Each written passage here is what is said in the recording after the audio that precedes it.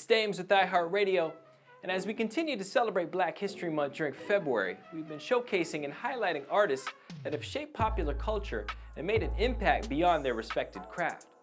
In this episode of Black Excellence, we'll take a look at who some are calling America's most revolutionary artist, Janelle Monáe.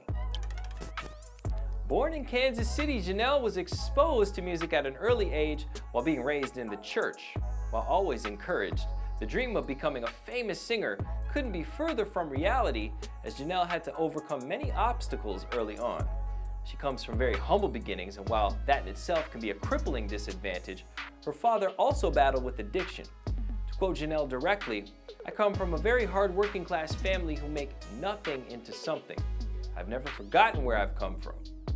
Those humble beginnings laid the foundation for success in her entertainment career. Singing wasn't the only thing Janelle was talented at. She was also a fantastic playwright. At just 12 years old, she penned the script that told the story of a boy and a girl who were competing for the love of a plant, a story inspired by Stevie Wonder's album Journey Through the Secret Life of Plants. She received a scholarship to study musical theater at the American Musical and Dramatic Academy in New York. However, it wasn't the right fit for her. Feeling creatively stifled, Janelle decided to move to Atlanta, where her breakthrough was just around the corner. While in the ATL, Janelle was on the music circuit trying to make a name for herself as a singer-songwriter, and her quest had her performing at an open mic one night when just by chance, Big Boy of the legendary hip-hop duo Outkast was in the audience.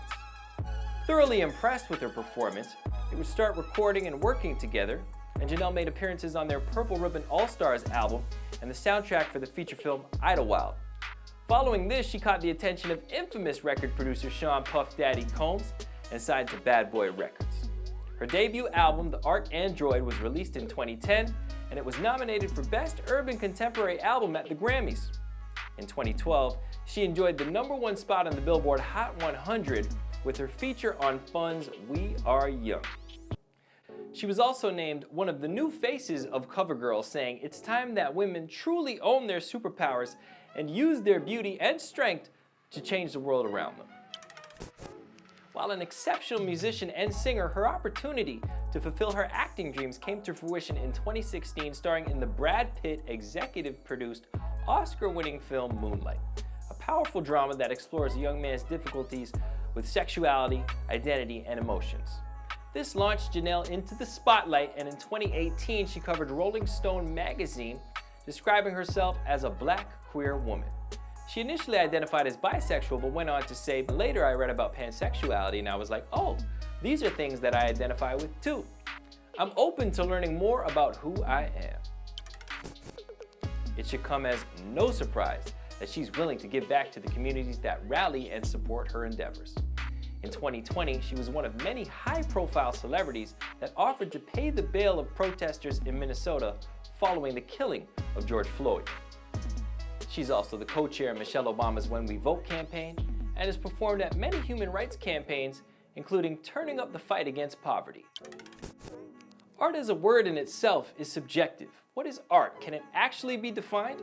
Or is it just an expression in any form? And if that's the case, and that is the answer, then who is America's most revolutionary artist? Whether it be music, musicals, plays, movies, television, I think it's safe to say it's Janelle Monáe. From small beginnings to substantial impact, Janelle Monáe is Black excellence.